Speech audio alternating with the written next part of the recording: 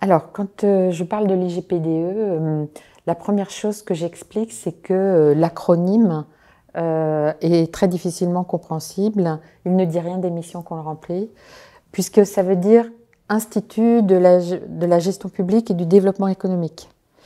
Au travers de cet acronyme, on est supposé comprendre que l'IGPDE, c'est l'Institut de formation de Bercy, qui a en fait trois missions, à la fois permettre aux agents de développer leurs compétences, accompagner la transformation publique et diffuser les savoirs par tous les moyens possibles.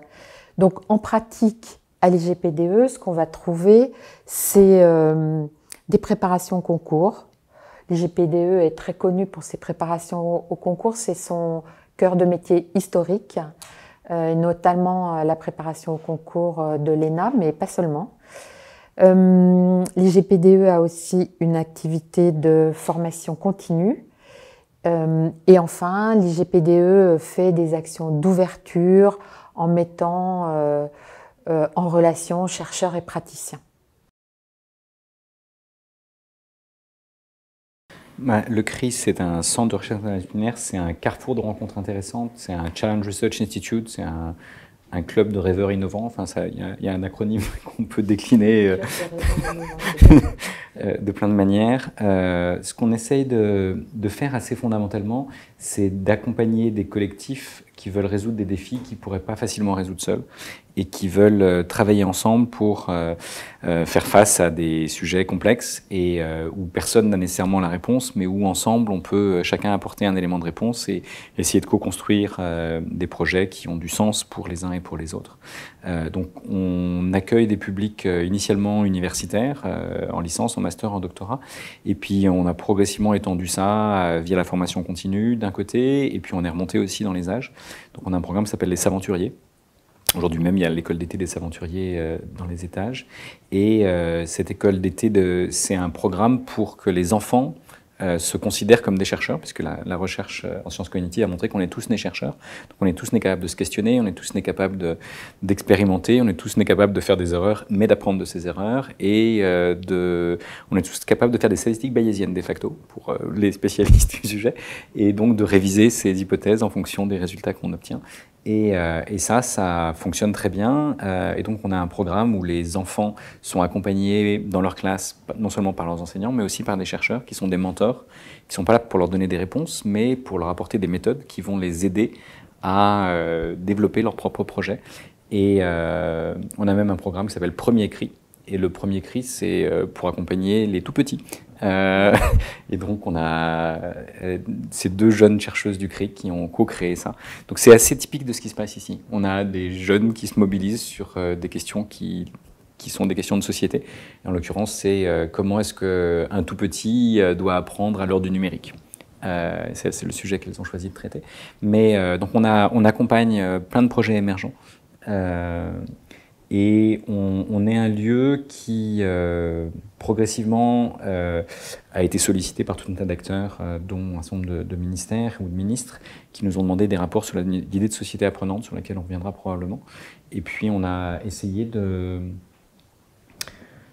progressivement développer non seulement des formes d'intelligence collective, mais aussi des formes d'intelligence artificielle, pour essayer de co-créer des dispositifs qui nous aident à explorer ce qu'on sait, ce qu'on ne sait pas, explorer le monde de la connaissance, explorer l'inconnu.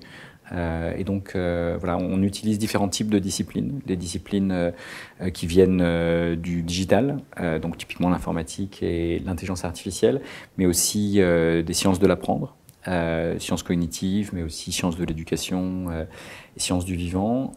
Et on essaye de voir comment coévoluent en fait les intelligences, qu'elles soient d'origine biologique, culturelle ou artificielle, et l'information, qu'elle soit génétique, digitale ou écrite, et comment est-ce que ces trois formes d'intelligence et ces trois formes d'information coévoluent pour avoir les impacts sociétaux que l'on voit aujourd'hui et essayer de faire comprendre ces enjeux et de s'assurer qu'on y met de l'éthique on y met de l'intérêt général et pas simplement...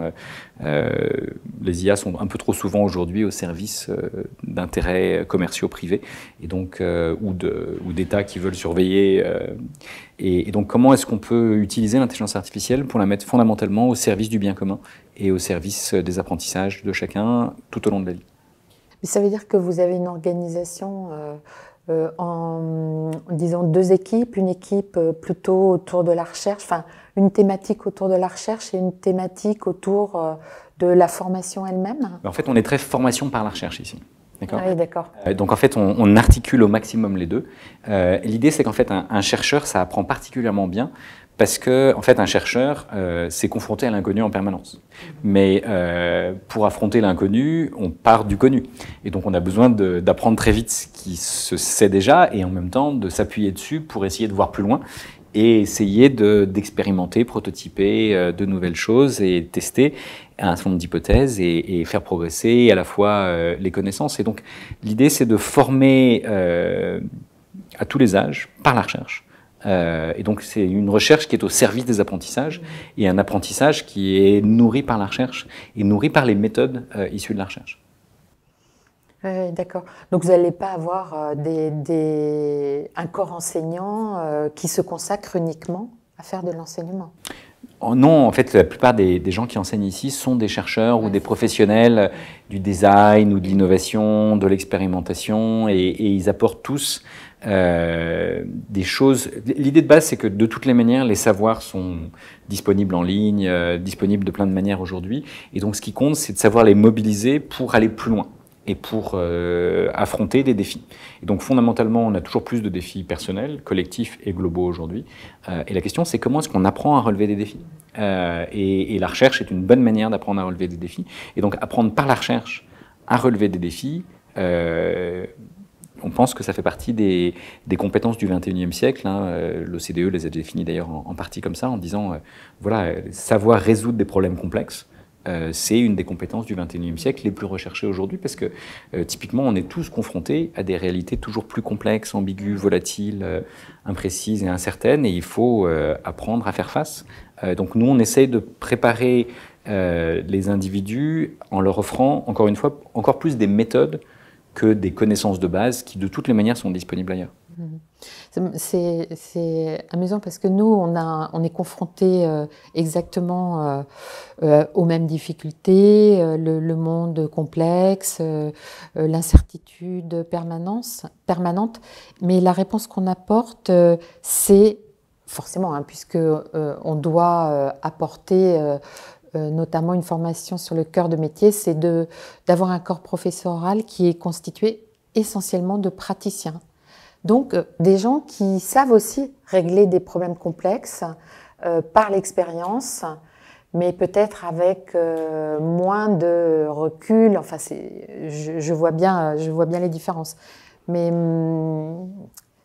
oui, je pense qu'une des choses sur lesquelles nous on insiste beaucoup, mais qui ont été montrées par les sciences cognitives en particulier, c'est que en fait la réflexivité est une des meilleures manières d'apprendre. Donc, apprendre à apprendre. Et prendre du recul sur ces apprentissages et sur les contextes de ces apprentissages, sur les contextes dans lesquels on doit relever des défis, c'est une manière de reformuler le problème, ce qui permet éventuellement de le résoudre plus efficacement. Et donc, on est dans des logiques où on apprend au moins autant à questionner, ce qui n'est pas toujours très bien vu dans le système éducatif français. À titre personnel, je ne serais probablement pas ici si on n'avait pas dit à mon fils quand il avait 6 ans qu'il était un enfant charmant mais qu'il posait trop de questions. Donc moi, je me suis questionné sur un système éducatif et une société dans laquelle on n'encourage pas le questionnement. Donc je pense que quelque part, je pense qu'une de nos spécificités, c'est de mettre ce questionnement au cœur. Donc c'est très socratique, quelque part, c'est pas très nouveau. Encore une fois, les chercheurs, c'est leur métier de poser des questions. Mais on a pris conscience du fait que ce genre de méthode, en fait, était accessible à tout un chacun. Et qu'on pouvait les démocratiser, qu'on pouvait les offrir, y compris à des décrocheurs, à des enfants, à des profs ou à des professionnels de différents métiers.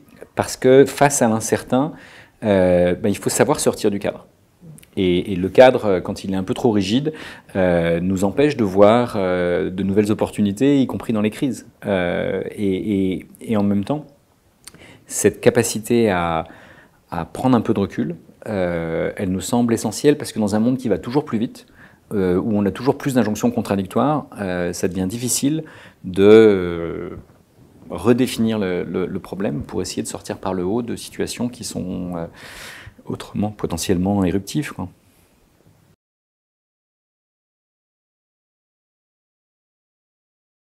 L'idée de société apprenante, c'est on parlait de réflexivité et d'apprendre à apprendre. Donc chaque individu apprend d'autant mieux qu'il est réflexif et qu'il a appris à apprendre, qu'il a appris que quand il dormait mieux et qu'il était moins stressé, il apprenait mieux, par exemple. Donc, mais c'est vrai d'un individu, mais en fait, quand on fait des études comparatives entre les êtres humains et d'autres espèces, honnêtement, nos capacités cognitives individuelles ne sont pas exceptionnelles.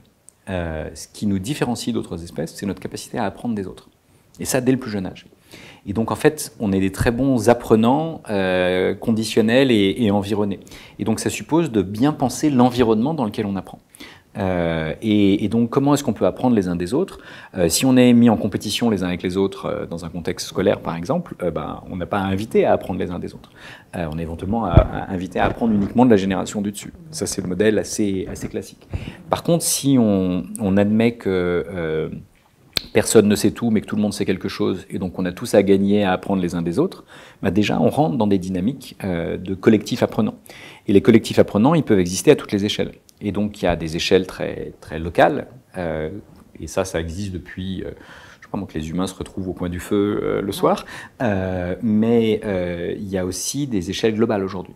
Et donc on peut, par exemple, apprendre à faire face à l'épidémie de Covid en regardant comment les Chinois d'abord, puis les Italiens, puis les gens à Mulhouse ont appris à faire face dans une salle de réanimation, par exemple. C'est comme ça que les réanimateurs qui s'en sont le mieux sortis avaient appris de l'expérience des autres. Et donc cette capacité à apprendre les uns des autres, elle est toujours plus vraie parce qu'on a des outils digitaux qui nous permettent de nous connecter. Et puis aussi, ce qui se passe aujourd'hui, c'est qu'on est dans un monde où même les machines apprennent. Ça, c'est quand même très nouveau. Pendant longtemps, les autres animaux apprenaient, il y avait de l'apprentissage dans le vivant, mais on avait un peu tendance à se considérer comme une intelligence supérieure aux autres, et d'ailleurs, on maltraitait souvent les intelligences qu'on considérait comme inférieures, y compris dans notre société d'ailleurs. Mais maintenant qu'on a des intelligences artificielles qui sont supérieures à nous dans toujours plus de dimensions, on commence à avoir un peu peur d'ailleurs. Et donc il y a un besoin toujours plus grand d'éthique et donc d'apprentissage et de savoir en fait mais pourquoi est-ce qu'on apprend et comment est-ce qu'on doit se comporter vis-à-vis les uns des autres et comment est-ce qu'on doit promouvoir l'intelligence collective plutôt qu'une intelligence pyramidale, verticale où le major de promo a le droit de prendre la parole et les autres n'ont plus qu'à écouter. Et donc cette logique-là, qui est quand même très, très ancrée dans la méritocratie française par ailleurs, la question c'est comment est-ce qu'on en sort et comment est-ce que typiquement notre pays est un pays dans lequel ce système méritocratique, un certain nombre de grandes écoles ont été créées autour de la Révolution par exemple, mais à l'époque la plupart des gens avaient un niveau d'études plus que minimal. Et donc on pouvait imaginer qu'il y ait une élite et le reste de la population. Aujourd'hui, pratiquement tout le monde a le bac, voire beaucoup plus, et donc le différentiel de niveau d'études est devenu quasi marginal, et évidemment personne ne sait tout, même si certains aiment prétendre le contraire. Mais donc comment est-ce qu'on crée des collectifs dans lesquels on apprend les uns des autres, et en particulier à résoudre des défis dont personne n'a la solution. Et donc, des crises comme celle du Covid, mais celle du climat, celle de la crise des Gilets jaunes, voilà, il y a plein de crises auxquelles on est confronté, où on voit bien qu'il faut faire preuve d'humilité, admettre qu'on ne sait pas tout, mais le plus sage de tous les Grecs, c'était Socrate, parce qu'il savait qu'il ne savait pas.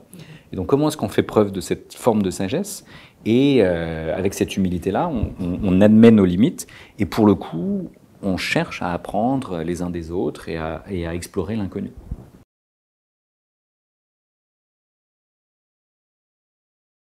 En fait, pour moi, la formation continue, c'est un moment de cristallisation.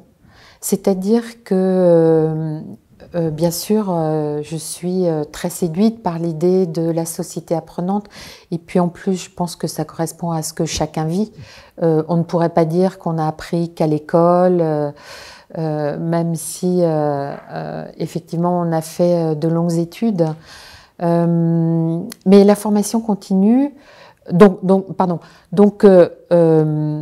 Je comprends que la société apprenante permet à chacun et au collectif d'acquérir des connaissances, des compétences. Mais la formation continue, c'est le moment où finalement on va consolider tout ce qu'on a appris plus ou moins consciemment. Enfin, c'est comme ça que je le vois. C'est-à-dire, alors notamment quand je regarde la formation telle que on la pratique à l'IGPDE, on a des formations qui sont vraiment sur le cœur de métier. Donc, comme je le disais tout à l'heure, avec des praticiens qui reviennent sur le cœur de métier et on passe en revue les savoirs qu'il faut avoir acquis pour exercer correctement son métier. Bien sûr, à chaque fois, c'est un mélange de nouveautés et de choses qu'on a appris parce que on est dans une corporation ou dans un ensemble de personnes qui ont le même métier, les mêmes objectifs. Mais c'est vrai aussi pour tout ce qui est les soft skills. Le management, par exemple, on sait bien que c'est à la fois un apprentissage sur le terrain, mais c'est bien de prendre un temps où on se pose et on réfléchit à notre pratique. On est aussi, je dirais, quand on est en formation avec d'autres, on est dans une mini-société apprenante parce qu'on échange avec les autres aussi sur leurs pratiques et on apprend d'eux. On n'apprend pas uniquement du professeur, on a quand même dépassé ce modèle où le professeur est en surplomb et explique aux élèves. Donc, pour moi, la formation continue, c'est vraiment un espace de la société apprenante et c'est un espace qui a tout à fait sa raison d'être et sa place. Oui, ce qu'on évoquait tout à l'heure, juste pour compléter, excusez-moi, dans la série, toutes petites modifications, mais qui peuvent changer un certain nombre de choses. Si on est sur des formats de type classe inversée ou conférence inversée, comme on l'évoquait tout à l'heure, ça permet plus de... Disons que c'est un collectif plus apprenant dans une classe inversée que dans une classe descendante, puisqu'il y a plus de gens qui vont questionner, apporter chacun un témoignage, alors que s'il y a essentiellement une personne qui s'exprime dans une formation, on voit bien que c'est pas la même relation au savoir et au sachant. Et donc ça, je pense que c'est important de... C'est des tout petits décalages, mais ça peut contribuer à changer un peu les perspectives. Et à mon avis, ça mérite d'être discuté. Et l'autre chose que je voulais dire, c'est en relation avec ce que vous dites très bien sur le lien entre l'activité professionnelle et la prise de recul que la formation continue peut apporter. Si vous vous promenez dans les étages comme on a pu le faire, vous verrez ici qu'on essaye d'inviter les gens à penser et à agir et à passer de la réflexion à l'action aussi souvent que possible et aussi simplement que possible. Parce que ça doit être une espèce de seconde nature. On y reviendra sur les apprentissages en situation professionnelle, mais cette capacité-là à avoir un vrai continuum entre les moments de réflexion et les moments d'action, des fois il faut décaler les deux dans le temps, pour plein de raisons, mais je pense que moins ce décalage est profond, plus on a de chances de progresser, et si on a la chance de pouvoir en discuter avec ses collègues, etc., on consolide ses apprentissages au fur et à mesure également. Mais pour rebondir sur ce que vous dites, on a évoqué aussi dans une conversation par ailleurs la question des classes virtuelles. Et on y reviendra peut-être sur l'enjeu que ça représente en même temps que la menace et l'opportunité. La classe virtuelle, justement, l'enjeu, c'est de réussir à en faire quand même un lieu où les échanges sont possibles entre les participants. Et là, ça va être vraiment une difficulté Moi, j'ai vu des formateurs de l'IGPDE qui témoignaient sur le fait que c'est beaucoup plus difficile de créer un collectif quand on est à distance que quand on est en présence les uns des autres. Disons que ça demande des efforts et des pédagogies adaptées, oui. des outils adaptés. Mais heureusement, c'est possible. Mais effectivement, disons que trop classiquement, on a une formation assez verticale et puis c'est à la pause café qu'on a les échanges. Si dans le virtuel, on a supprimé la pause café et qu'on est encore dans une pédagogie verticale, alors on perd la qualité d'interaction. Si on est dans une pédagogie plus horizontale, plus accompagnante, qui permet l'expression en utilisant différents types de logiciels, différents types de méthodes, on peut arriver à dépasser ça même en virtuel. Mais ça suppose un vrai effort et un vrai investissement. Pour vous donner juste un exemple, j'étais hier ici même avec le président de l'université d'Arizona, Arizona State University, Michael Crow. Il a 300 personnes qui développent des outils numériques pour son université. Voilà. C'est juste pour vous donner l'ordre de grandeur qu'une université publique, en l'occurrence, est capable de se doter. Mais typiquement, les universités font de la recherche sur quasiment tout, sauf sur elles-mêmes et sur leurs apprentissages. L'État fait de la recherche sur énormément de sujets, mais quasiment pas sur l'éducation, la formation et amélioration de ces outils, de ces pédagogies. Et donc, on a des collègues outre-Atlantique qui ont des moyens. En Chine, ils ont 30 centres de recherche sur IA et éducation, juste pour vous donner des ordres de grandeur. Et donc, si nous, on n'est pas capable, en tant que pays ou en tant qu'Europe, de se doter de moyens de R&D sur ces sujets, il ne faut pas s'étonner si on a un certain nombre de difficultés et qu'on est potentiellement en situation de décrochage. Parce qu'on a la société de la connaissance, si on n'investit pas dans notre capacité à apprendre, on ne va juste pas s'en sortir. Oui, il faut apprendre d'eux. Il faut apprendre d'eux et investir. Parce que honnêtement, c'est ce qu'on fait dans tous les autres domaines. Je veux dire, on n'aurait pas progressé sur la recherche sur le Covid, si on n'avait pas fait de recherche biomédicale, si on n'avait pas eu... Sanofi et l'Institut Pasteur ont un temps de retard, parce que les autres sont allés hyper vite. Mais si on n'avait même pas Sanofi et Pasteur, et personne d'autre ne les avait, on n'aurait pas avancé. Mais c'est la même chose dans l'éducation. C'est quoi l'Institut Pasteur de l'éducation ? C'est quoi l'INSERM de la formation ?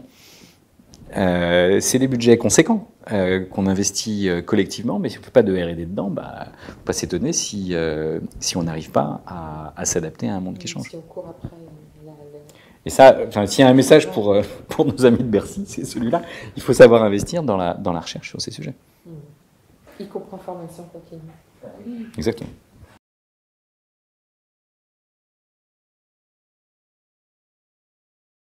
En fait, on peut différencier un certain nombre d'apprentissages. Il y a Richard Elmore qui malheureusement vient de mourir, mais qui était un professeur que j'admirais beaucoup à la Harvard School of Education. Et dans mon panthéon personnel, on y reviendra peut-être. Et en fait, Richard posait des questions très simples. Est-ce que ce que vous avez choisi, est-ce que ce que vous avez appris, vous avez choisi de l'apprendre ou quelqu'un l'a choisi pour vous? Ça, c'est une première question qu'il faut se poser dans tout contexte d'apprentissage ou d'enseignement. La deuxième question, c'est est-ce que vous apprenez en interaction avec les autres, en compétition avec eux, en isolement avec eux, ou est-ce que vous apprenez en coopération avec eux? C'est une autre dimension importante. Et la troisième dimension importante, c'est est-ce que vous apprenez quelque chose qui est connu, dont la réponse est sur un étagère ou dans une bibliothèque, ou est-ce que ce que vous apprenez, c'est à faire face à l'inconnu? Par exemple, à affronter la crise Covid ou la crise climatique ou autre. Et donc, on voit bien que ce n'est pas du tout les mêmes modalités d'apprentissage. Et donc, typiquement, les machines, elles connaissent toutes les réponses connues, mais leur incapacité à penser en dehors de la boîte fait qu'on a intérêt à apprendre à penser out of the box, pour le dire en anglais. Mais cette capacité à affronter l'inconnu, ça s'apprend. Et la plupart des métiers de demain seront des métiers où il faudra savoir faire des choses que les machines ne savent pas faire. Si typiquement le système éducatif, moi j'ai été sélectionné sur ma capacité à mémoriser et calculer. Typiquement, n'importe quelle machine mémorise et calcule mieux que moi, et mieux que n'importe quel être humain aujourd'hui. Donc on voit bien qu'on a besoin de développer de nouvelles compétences qui ne sont pas celles d'hier. Et ça, je pense que c'est un axe très important. Et donc cette capacité à faire des choses que les machines ne savent pas faire, c'est une capacité qui n'est même pas fixe, puisque les machines apprennent à faire de nouvelles choses tous les jours. Typiquement, la capacité à l'empathie, par exemple, la capacité à coopérer, la capacité à être créatif, la capacité à un esprit critique, la capacité à affronter l'inconnu, à affronter ses peurs, etc. Ça, c'est des choses qu'une machine ne sait pas. Elle ne sait pas ce que c'est que la peur, elle ne sait pas ce que c'est que l'empathie, elle ne sait pas ce que c'est que le sens. Donc, trouver du sens dans ce qu'on fait, de pourquoi est-ce qu'on apprend, de pourquoi est-ce qu'on est là, de quel est le sens de son métier, quel est le sens de sa présence sur Terre. Ça, c'est des questions, avant que les machines soient capables de répondre à ces questions d'une manière satisfaisante, il faudra un temps très long. Mais d'un autre côté, ces questions ne sont pas complètement au cœur du système éducatif tel qu'il fonctionne, ni en formation initiale, ni même en formation continue. Et donc c'est cette capacité à faire des choses que les machines ne savent pas faire, je pense qu'elle sera toujours plus essentielle. Et toujours à réinventer, encore une fois, parce que les machines progressent, et même nos potentialités progressent. Ce qui est intéressant. Et on apprend plein de choses et on voit bien que les enfants peuvent faire des choses assez extraordinaires. Moi, par exemple, quand j'ai vu que des enfants de 8 ans étaient capables de faire une publication scientifique, honnêtement, je ne suis pas tombé de ma chaise, mais pas loin. Et je me suis interrogé sur notre système éducatif, parce que moi, je croyais qu'il fallait avoir fait 25 ans d'études pour avoir le droit de poser une question. Ben, en fait, non. On peut commencer à se questionner et à faire des choses très intéressantes. Et en plus, ce n'est pas une anomalie au sens de Kuhn, c'est un changement de paradigme parce que c'est reproductible. Parce que même des enfants de milieux défavorisés, en France, dans des banlieues, peuvent faire des choses exceptionnelles pour peu qu'on leur offre une capacité à se questionner et à expérimenter. Et donc ces capacités à se dépasser et à sortir des... Par exemple, l'école qui prépare le mieux au XXIe siècle, juste pour donner cet exemple-là, je vais m'arrêter là, d'après la Fondation Lego, elle n'est pas dans le quartier latin, elle n'est pas en Finlande ou à Singapour ou même en Californie, elle est en Haïti. Et c'est intéressant. Je ne suis pas allé en Haïti, mais j'ai visité cette école virtuellement, j'ai rencontré son directeur et une bonne partie de ses enseignants qui sont venus jusqu'ici. Et en fait, ce qu'ils font, c'est qu'ils apprennent à relever des défis de 6 à 18 ans. Et il se trouve qu'en Haïti, il y a beaucoup de défis. Enfin, il y a peu d'endroits où il y a peu de défis. Et à 6 ans, ils apprennent à planter une graine pour reboiser. Et à 18, ils apprennent à détecter les tremblements de terre et éventuellement à gagner aux Olympiades internationales de sciences et de géologie. Et à 12 ans, ils ont éventuellement appris à coder un serveur de SMS parce que les SMS coûtaient trop cher. Donc, ils apprennent à relever leurs défis et les sciences, les techniques sont au service de leur intelligence individuelle et collective pour relever ces défis. Et donc ça, c'est typiquement des jeunes qui en plus sont très résilients, parce que quand vous habitez en Haïti, il faut savoir reconstruire régulièrement. Et ces capacités-là, je pense qu'elles sont essentielles. Donc il faut avoir beaucoup d'humilité et regarder ce qui se passe aux quatre coins de la planète et apprendre des environnements qui sont les plus inspirants.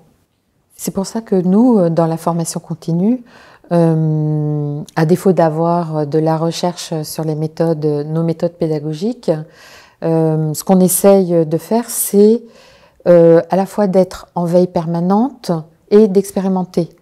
En veille permanente, c'est-à-dire que on essaye d'identifier les sujets émergents. Par exemple, il y a quelques années, alors on pourrait dire que c'est regrettable qu'on ne soit pas allé plus loin, mais il y a quelques années, on avait repéré le sujet de l'écologie numérique, qui nous paraissait très important. Eh bien, on a essayé de l'instiller dans toutes nos formations, parce que ça nous semblait indispensable. Enfin, il y a beaucoup d'autres sujets que je pourrais prendre comme exemple. Notamment tout ce qui tourne autour de la data, autour de l'intelligence artificielle, on sent bien le sujet ne vient pas de nulle part. Un jour, il nous tombe dessus, il faut former tout le monde à l'intelligence artificielle sans aucun préavis. Donc, un exercice de veille permanent avec notre bureau de la recherche, en interrogeant nos clients, entre guillemets, nos clients, c'est-à-dire les directions qui prescrivent de la formation continue, en voyant aussi nos prestataires, en discutant avec nos prestataires, parce qu'on a un certain nombre de nos formateurs qui viennent du privé.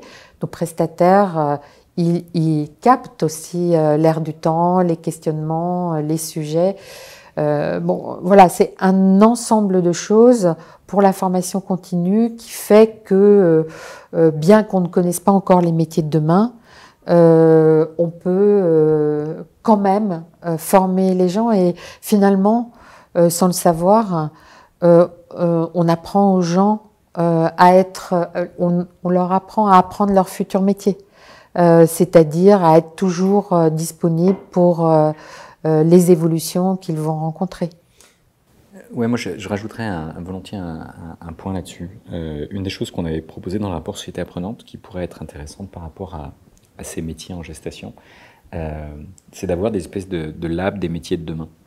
C'est-à-dire de regrouper tous ceux qui ont envie d'explorer ce que ça peut être. Ça peut être un jeune qui vient d'arriver dans le métier, ça peut être un vieux de la vieille qui, ayant beaucoup bourlingué, a suffisamment de recul pour se rendre compte qu'il y a vraiment des ruptures qui sont en gestation. Ça peut être des gens de différents origines qui vont apporter des angles différents. Ça peut être des gens qui ont vu ces métiers en gestation dans d'autres pays naître. Ça peut être tout un tas de choses. Mais moi, j'ai l'intuition que, typiquement, si on ne veut pas que ces métiers nous soient dictés de l'extérieur, on a intérêt à avoir des lieux qui contribuent à les inventer. Ce qui suppose un certain nombre de choses, y compris dans la gestion RH. Qui est légitime pour passer du temps pour inventer autre chose, par exemple. Est-ce que je fais ça sur mon temps de week-end, le soir, par passion? Est-ce que je suis reconnu comme expérimentateur, si ce n'est chercheur, de ces métiers de demain? Je pense qu'il y a besoin de se doter. Moi, ce que je dirais volontiers, c'est que, historiquement, en fait, et même dans le vivant en général, il y a une distinction entre exploitation et exploration. D'accord ? Et donc, est-ce qu'on exploite les connaissances connues ou est-ce qu'on explore l'inconnu ? Vous êtes un oiseau, est-ce que vous explorez toute la forêt ou est-ce que vous exploitez un arbre où vous mettez votre nid et vous vous en bougez plus ? Et on voit bien que cette tension, elle existe à tous les niveaux. Et si vous êtes dans un monde qui change très lentement, vous avez une mine d'or et vous l'exploitez jusqu'à la fin de vos jours, voire sur plusieurs générations, et vous n'avez rien à changer. Mais si vous êtes dans un monde qui change super vite et où votre mine d'or s'épuise avant que vous en soyez rendu compte, il va falloir explorer ailleurs. Et donc le ratio entre exploration et exploitation dépend de la vitesse à laquelle change le monde autour de vous. Donc si vous êtes dans un pays, dans une société où les changements sont toujours plus rapides, il faut que la fraction du temps que les uns et les autres passent à explorer aille croissant. Et donc il faut créer des lieux, y compris des espaces-temps, et donc des conditions, y compris RH, d'accompagnement de ces explorations. Mais dans l'administration, on a de plus en plus des labs qui se développent, alors pas forcément sur le thème, enfin les sujets qu'on évoque ici, mais des labs où les agents publics peuvent aller passer une partie de leur temps pour se consacrer à des innovations. Oui, c'est une première brique dans ce sens-là.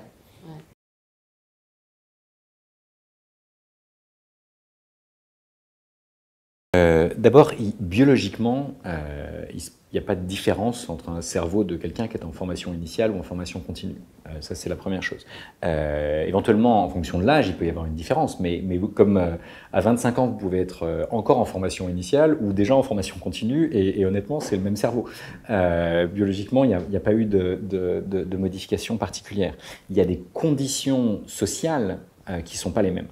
Ces conditions sociales, c'est est-ce que vous avez un statut d'étudiant et vous êtes à plein temps consacré à ça, ou est-ce que vous avez un statut de salarié et vous êtes éventuellement en train de passer du temps spécifique pour vous retourner en formation. Mais ce qui est vrai, c'est que par ailleurs, il y a des lieux formels d'apprentissage et des lieux informels. Et que des lieux informels, ils existent à tous les âges. Et en fait, c'est vrai qu'ils sont peu reconnus par construction par l'institution, qui a tendance à se positionner au centre de ce qui est légitime, mais ils peuvent être fondamentaux pour énormément de dimensions. Et donc la question c'est, en fait, si on est dans un lieu formel, il y a éventuellement un professionnel en face qui a pour responsabilité, éventuellement pour formation, de vous accompagner. Et est-ce qu'il est là pour vous canaliser, catalyser, vous mettre dans une boîte, ou est-ce qu'il est là pour vous inviter à explorer? On voit bien qu'il peut y avoir différents types d'attitudes, mais c'est au moins autant, et développer votre réflexivité, etc. Mais c'est au moins autant le contexte social et les interactions qui font la différence entre le formel et l'informel, entre l'initial et le continu pour moi. Mais on est toujours, notre cerveau apprend quasiment en permanence. Et donc ces apprentissages-là, ce qui compte, c'est éventuellement, encore une fois, de les conscientiser. Et éventuellement de disposer de dispositifs qui nous aident à savoir ce qu'on sait et à savoir ce qu'on ne sait pas. Éventuellement, ça peut être le rôle de l'enseignant, ou du mentor, ou de la personne qui, ayant un peu plus de recul, va vous aider à vous rendre compte des limites de vos connaissances, va vous questionner, va vous pousser, va vous aiguillonner. Mais c'est assez subtil, ces différences. Mais fondamentalement, c'est les individus qui apprennent. Les enseignants créent juste au mieux les conditions qui favorisent le questionnement, l'apprentissage, ou pas. Parce qu'il y en a qui, malheureusement, il y a un certain nombre de situations où, typiquement, si on stresse trop les élèves, on les met dans une situation où ils deviennent incapables d'apprendre. Juste pour vous donner un exemple, les jeunes qui ont subi des traumatismes dans l'enfance ont 30 fois plus de chances de devenir des décrocheurs. Donc on voit bien que si on n'a pas pris conscience des difficultés psychologiques, sociales dans lesquelles arrive l'individu, si on dit l'école est un havre et tout ce qui se passe à l'extérieur n'a aucun rapport, ça ne fonctionne pas. Donc il faut prendre l'individu dans sa complexité et faciliter ses apprentissages et l'aider à prendre du recul et l'aider à se dépasser. Et ça, c'est possible. Et on peut... c'est pas une fatalité, hein, ce taux de décrochage dont je parle. Si on a des enseignants, par exemple, qui sont formés à comprendre ces traumatismes et à accompagner les élèves, on peut les aider à s'en sortir malgré tout. Sans aller jusque-là, à l'EGPDE, comme je l'ai dit au début, on fait des préparations au concours internes. Et d'une certaine façon, ça fait écho à ce que vous dites, c'est-à-dire que on voit que les individus peuvent avoir accès à des grades, parce qu'en fait, c'est à des métiers ou plus souvent à des grades qu'on forme, en prenant le temps justement d'acquérir les compétences nécessaires pour réussir les concours.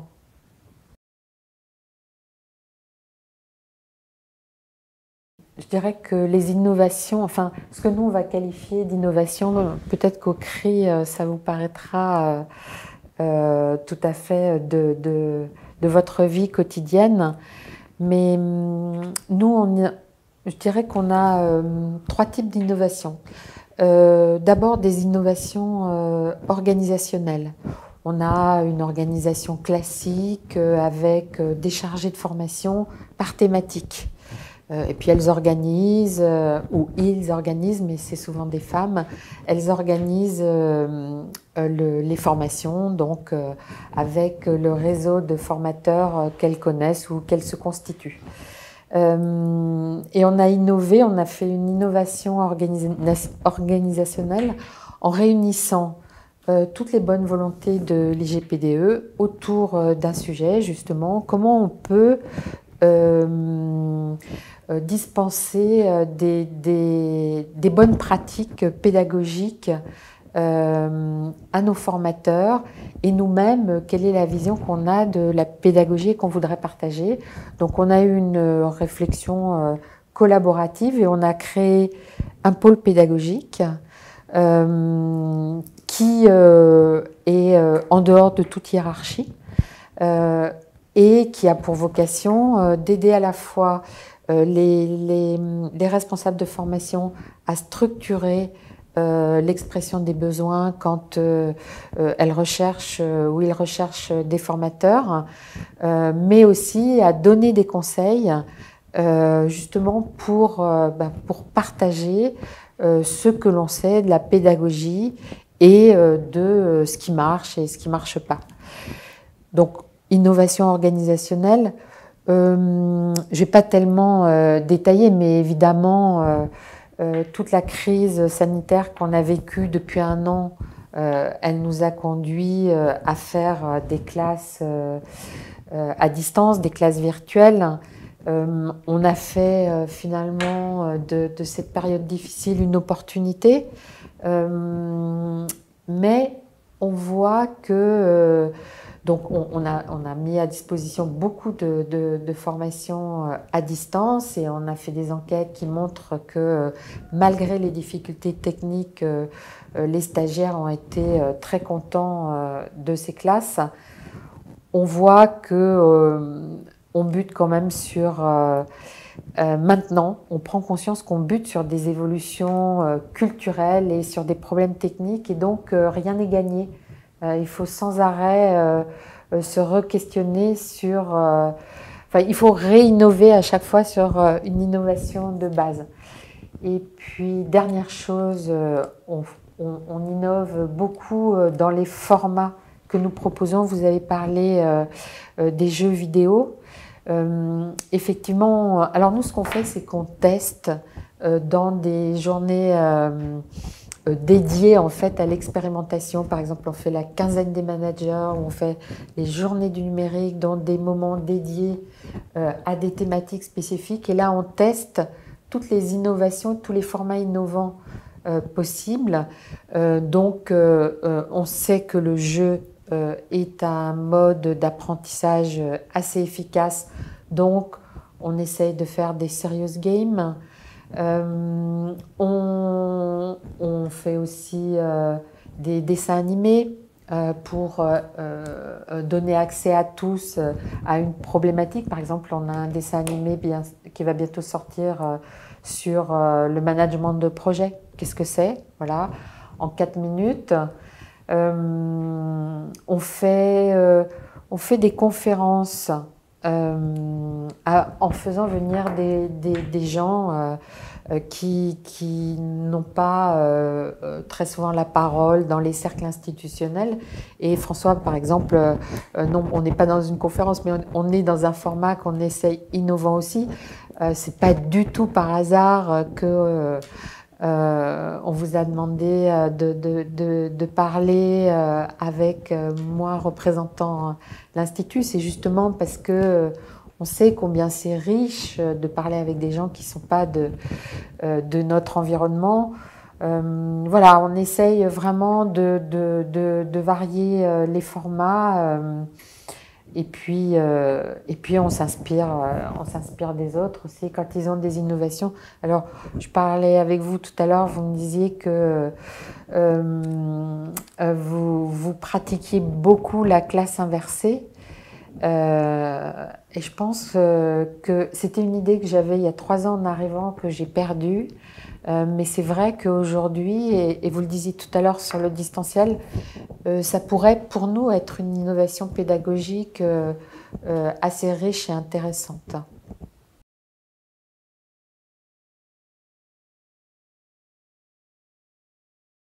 Disons que dans un monde qui change toujours plus vite, on se doit d'apprendre toujours plus. Et historiquement, au 19e siècle, grosso modo, toutes les décennies, on a passé une année de plus à l'école. Au 20e siècle, ça s'est plutôt accéléré, au 21e encore plus.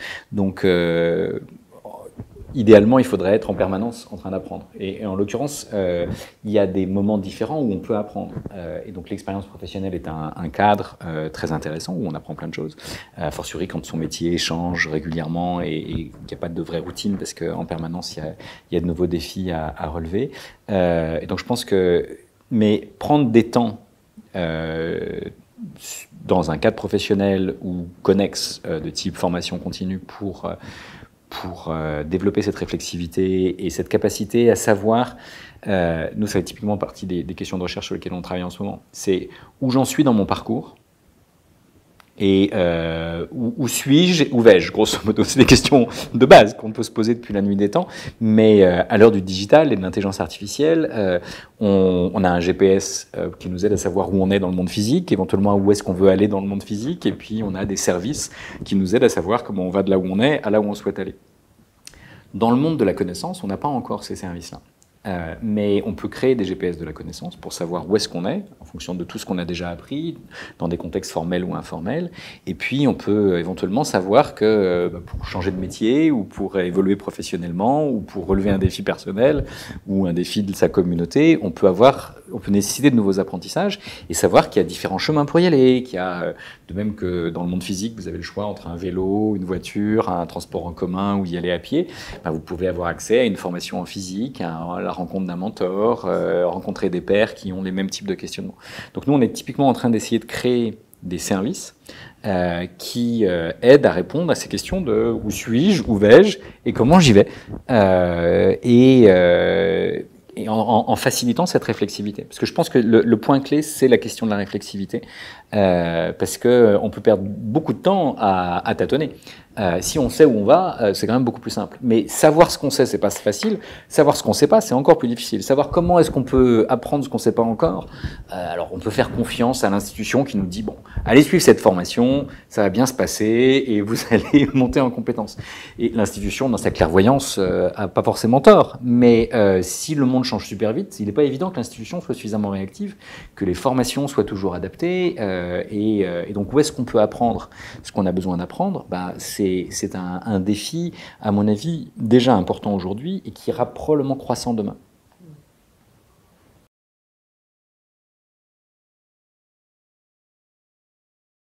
Sur le Covid, comme je le disais tout à l'heure, hein, vraiment le gros changement qui s'est produit, ça a été que tout d'un coup, on a fermé les GPDE. Fermé complètement, c'est-à-dire que plus personne n'avait accès aux locaux.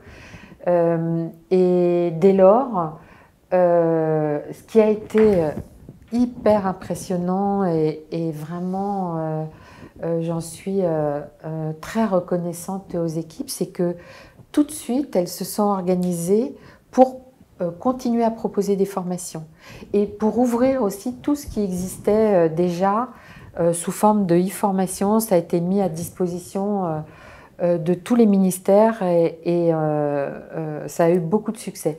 Mais donc, pour le gros changement, ça a été les classes virtuelles. Et comme je le disais tout à l'heure, ça a été à la fois une opportunité, puisqu'on a développé les classes virtuelles. Ça nous a permis aussi de réfléchir à ce qu'apportait le présentiel, qui est irremplaçable. Et ça nous questionne encore aujourd'hui. C'est-à-dire qu'aujourd'hui, je crois qu'on doit continuer à s'interroger sur le modèle qu'on veut proposer. On sait que ça ne sera plus jamais uniquement du distanciel. Je ne crois pas que ce sera jamais uniquement du distanciel.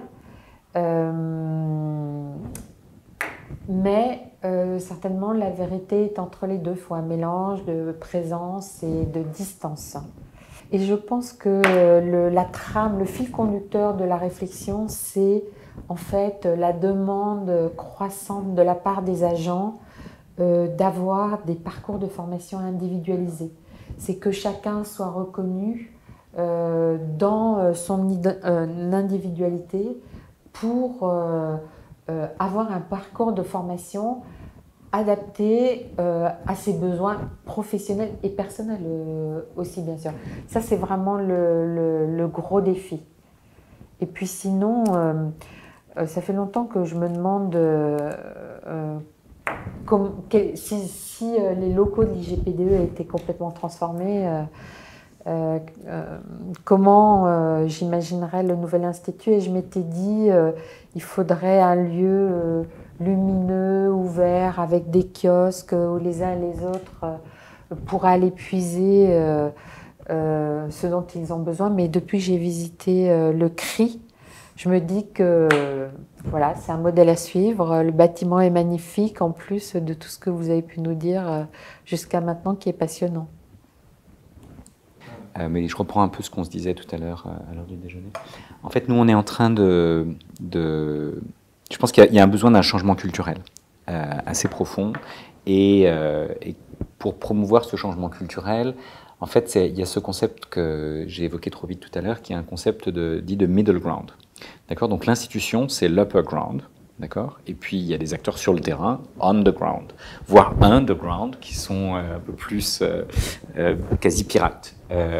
Et la question, c'est comment créer un espace fertile intermédiaire dans lequel ceux qui veulent jouer collectif, qui sont on the ground, et ceux qui sont les plus éclairés de l'upper ground et qui acceptent qu'ils ne savent pas tout et que l'institution ne peut pas tout, mais qu'elle a besoin de co-construire avec ces acteurs, créer des lieux où on se rencontre pour faire ensemble des choses que ni tout en haut ni tout en bas on saurait faire seul.